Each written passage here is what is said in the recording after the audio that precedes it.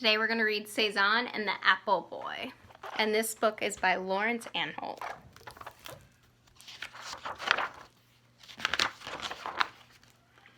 Paul was playing with his friends when his mother brought him a letter. "Look," she said, "it's from your father." Paul had not seen his father in a long time. He knew that his father was an artist who lived far away in the countryside, and Paul had exactly the same name as his father. It was written on all of his school books. Paul Cezanne.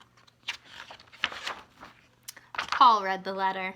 "Dear Paul, I would like you to visit me. The countryside is beautiful.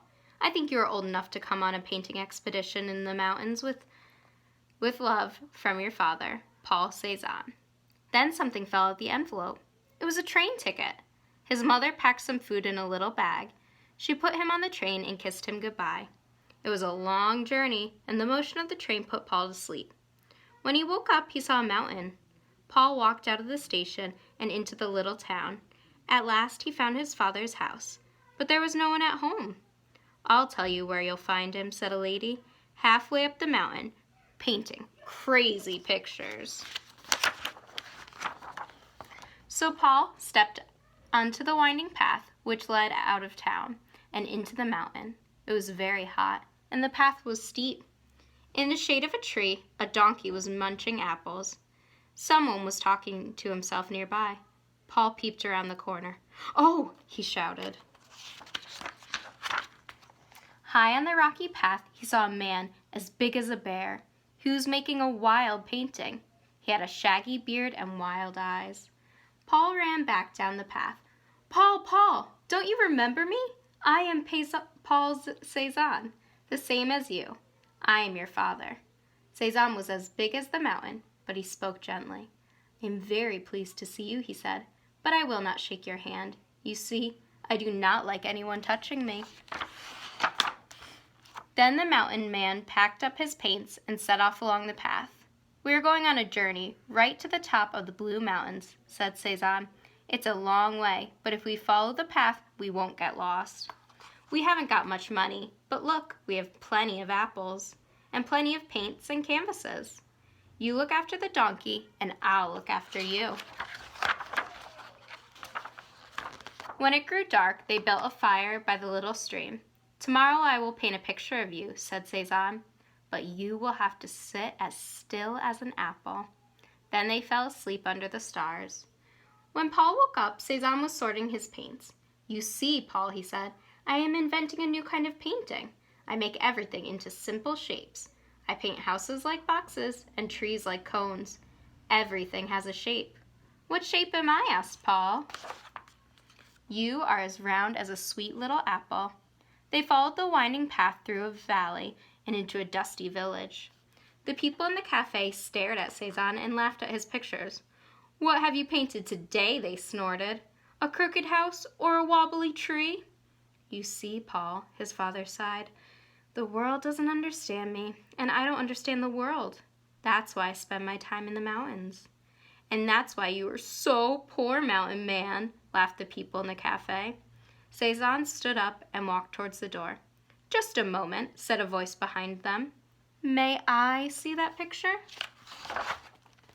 Paul turned around. A man with a bow tie and an expensive suit was staring at his painting. "This is extraordinary," he said. "I would like to take this picture back to my art gallery in the city.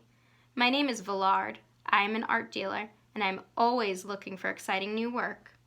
"Well, we have more paintings that we can carry," said Cezanne. "Take as many as you'd like. Have this one and this one." So Villard left with a huge pile of paintings. Paul ran after him. "Please, Mr. Villard," he whispered, "look after these paintings. I think they are very special. I think my father has invented a new kind of painting." Then Paul helped his father pack up his paints. As soon as they walked out of the dusty village, they could hear the people laughing. "Ah, Paul," said Cezanne, "sometimes life is as hard as climbing a mountain. The people are right. My paintings are worth nothing at all." At last there was no money left.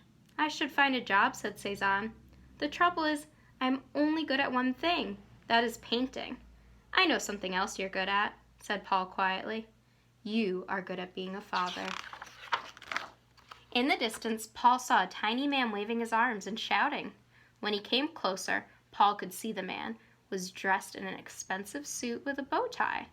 It was Villard. "Quick, Paul," he panted. "Where is your father?" "My father is working," said Paul.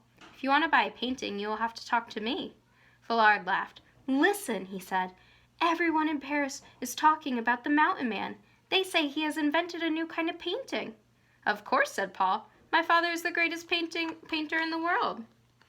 "What's all that noise?" asked Cezanne, coming around the corner. "I'm trying to explain," said Villard. "I have sold every one of your paintings. All this money is for you. I want to buy more, as many as you can paint." Cezanne stuffed the money in his pocket. "Thank you, Mr. Villard. I would like to shake your hand, but you see, I don't like anybody touching me. Now, if you excuse me, Paul and I have to leave. We are nearly at the top of our mountain." "Sometimes life is hard," said Cezanne, "but you follow your path, and at last you reach the top," shouted Paul. Then Paul and his father walked back down the mountain. When they reached the dusty village, Paul was afraid that the people would laugh, but he held himself high. "I am the son of the Mountain Man," he whispered. The summer was ending, and the apple trees were golden brown. At last they reached the little town, and there was Cezanne's house, near the station. Paul ran so fast he almost knocked over his mother, who was waiting to take him home. "Oh, Paul," she said, "I hardly recognized you. You have grown so tall."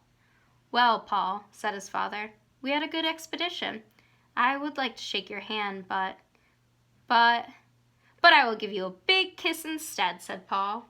When Paul got back to the city, he ran outside to see his friends. He didn't notice something fell from his pocket, a tiny apple seed. 10 years passed. Paul looked outside where the tiny seed had grown into an apple tree, which blossomed in the spring. He thought of his father, Paul Cezanne, following his path high in the Blue Mountain. He had become a successful art dealer, like Villard. He sold his father's paintings all over the world, and people paid millions of dollars for the paintings of mountains, crooked houses, and piles of apples on wobbly tables.